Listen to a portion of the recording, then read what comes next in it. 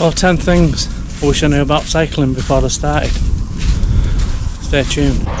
So number 1, first one is how hard it is when you first start cycling.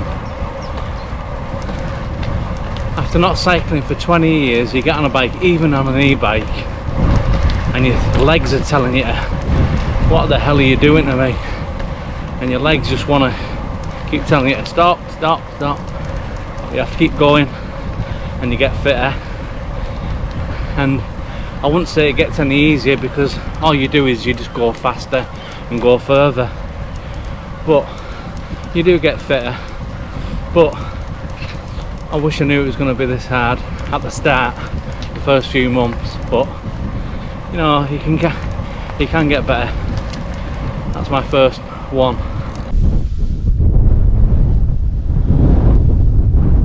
So number 2 is how much you've got to learn on how to maintain the bike, from brakes to wheels to the drivetrain to cleaning. The main thing is the drivetrain. I've watched about 100 videos on how to clean it and how to maintain it.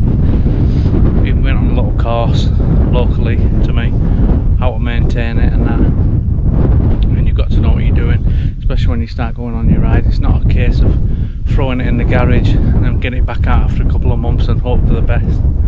You know, you've got to look after it, make sure it's in working order, especially when you want to go for, to the 50 to 100 mile range. I'll leave a little link up here of a video I did on how to clean the drivetrain and the bike. I'll just leave it up the top there if you have a look, up here somewhere, and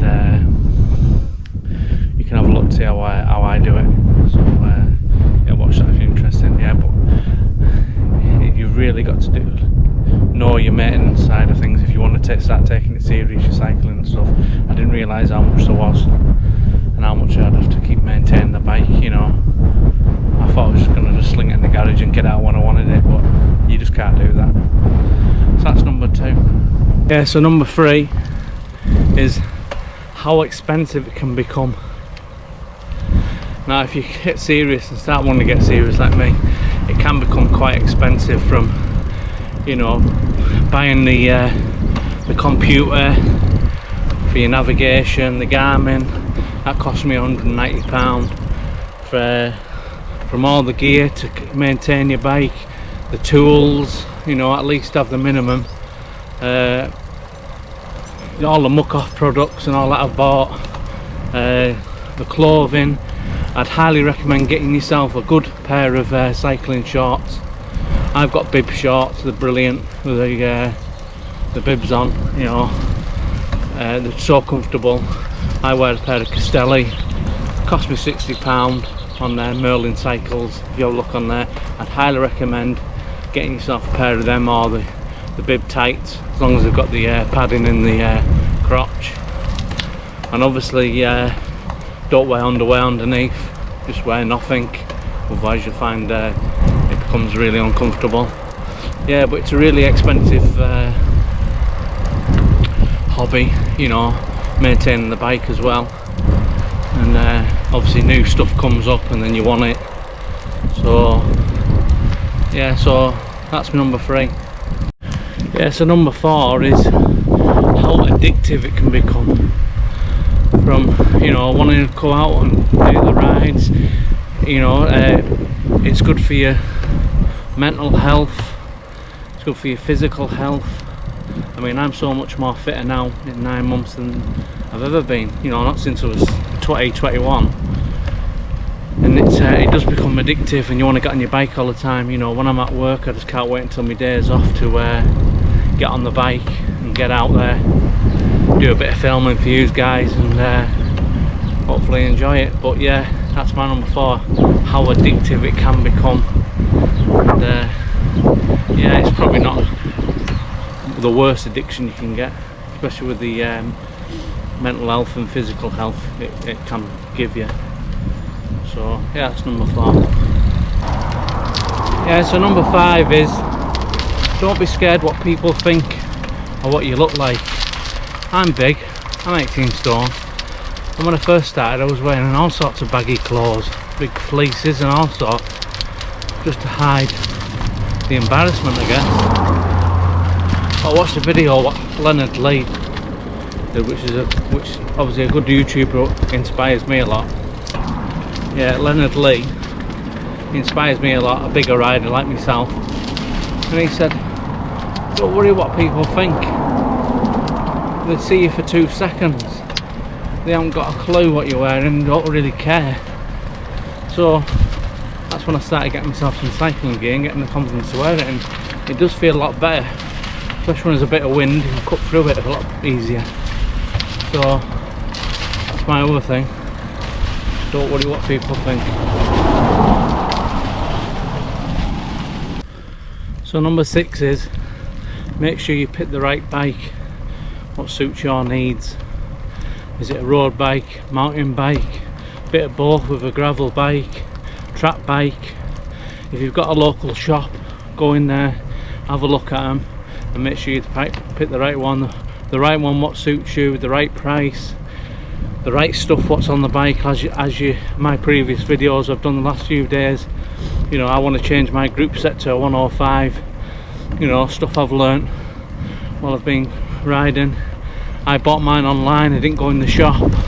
I'd recommend, if you can, go in the shop, having a look at the bike, having a chat with the guys in the shop, and making sure you pick that right one, because it is like the previous one, expense, and just getting the right one. But just a note off you guys, speaking to all you guys with your lovely comments and all that, I've decided I'm not going to buy a new bike now. I'm just going to change the group set to a 105, which will work out a lot cheaper.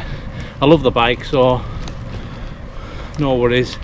You know, I've been put off a bit of the carbon frame because of what a few people have said, so this frame's fine enough and it's light enough. So it's just the group set I want to change, so it'll save me a lot of money. So hopefully I'll be doing that within the next few months, so stay tuned for that, because I'll put a video on about that. Yeah, we'll pick the right bike. That was number 6. So number 7 is, make sure you get the right size bike. Now I fluked it on this and got a medium, and it's perfect. Got it online, just got a medium. Hope for the best. If you are close to a local shop who do bike fittings, go to one. Make sure you get the right size. Everyone's got different size legs, everyone's different. And you may need little different touches for the size you need. So I fluked it, but I recommend, if you can get in the shop, go in the shop. That's 7 of these.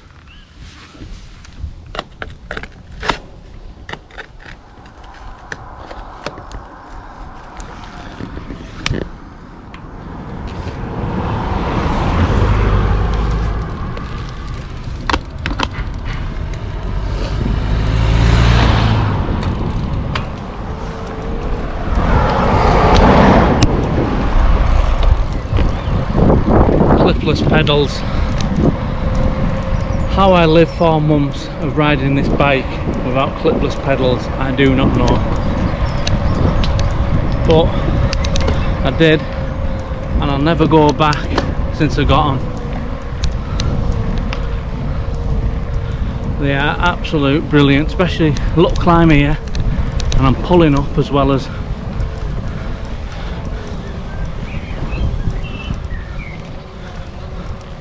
pushing down, and they're just brilliant.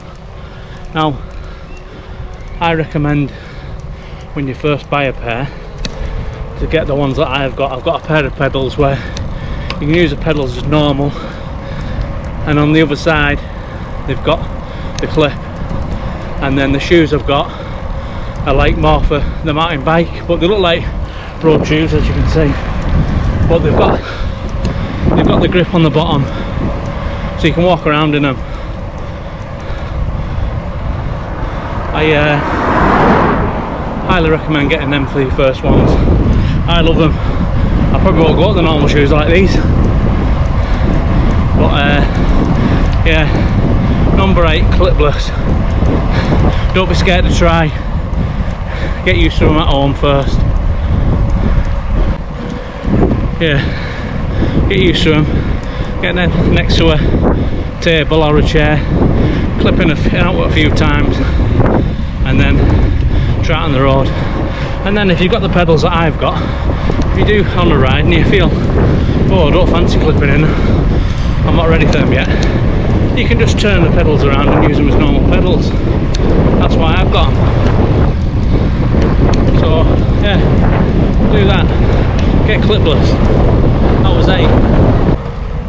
So number 9 is always take the minimum requirement on a ride.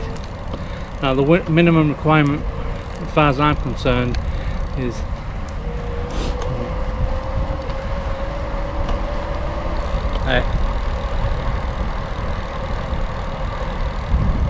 the minimum requirement, as far as I'm concerned, is tyre levers, spare in a tube, even if you're tubeless, a multi-tool,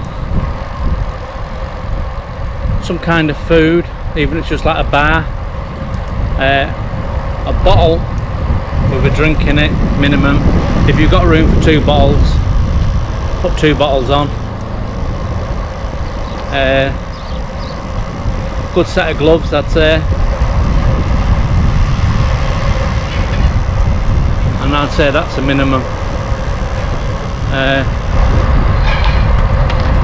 Yeah, always have something. And obviously always take your telephone with you, because you don't know where you're going to be and where you're going to get stuck. So always take the minimum. Always try and take safety as well. Helmet. I've already gone through the clothing, so I won't go through that again, but that's the minimum requirement. I think people might add more to that. If you want to comment and add more what you think the minimum requirements are, please add it. Yeah, but that's it for me. That's 9. Right, 10. Now this is the best discovery I ever found for a bike. Before I bought this bike, I never even knew you could do this on bikes, and that's tubeless tyres. Now, I was getting punch after puncture when I first got this bike, because obviously my weight and stuff, and then I started watching videos on tubeless and people started telling me about it, and obviously I thought, oh, I'll try that. And then I did a setup video, so I'll put that up here somewhere and you can watch that if you want to know how I set up my tubeless tyres. And honestly, I cannot recommend them enough. They are the best things you can get on a bike, I think. Tubeless. I've never had a puncture since, touch wood, and they're just brilliant. Fix the sounds, you don't even know they're fixing the sounds, and they're just absolute brilliant. Yeah, highly recommend getting tubeless. And yeah, that's my 10. That was my 10 things I wish I knew before cycling. Hope you enjoyed it. I'm going to carry on my ride now, so I'm going to put a bit of footage of the rest of my ride on if you want to stay tuned and watch that. I'm just at the start of my climb. You know the telephone box if you've watched my training route before, and hopefully I can get off here quick now. So thanks for watching. Please subscribe if you like these sort of videos, like, press the bell, do anything you can for me. It only takes a few seconds for you to do it, and it really helps me out. It gets more people like us watching. So thanks again. My training climb.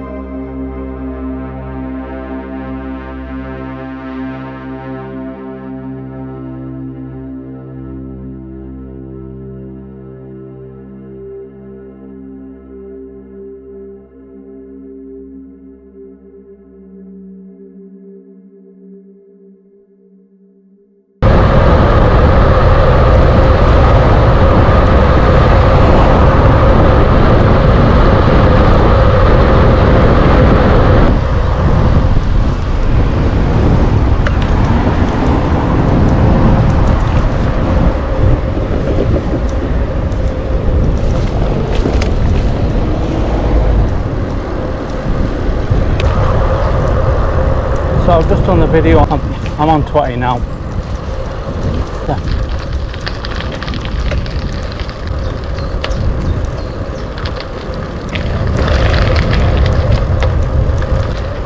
Just like a bit of it.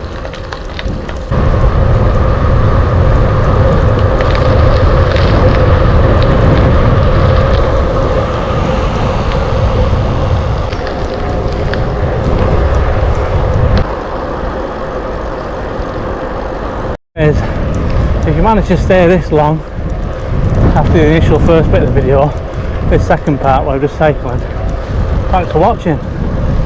Please subscribe if you can. Not far from home now, so yeah, 22 miles, 1,400 feet of climbing. Just used 50% assist, where I probably could have got away with using 20%, but I've used it. Maybe today I might as well use it. I'm still getting fitness in the bank.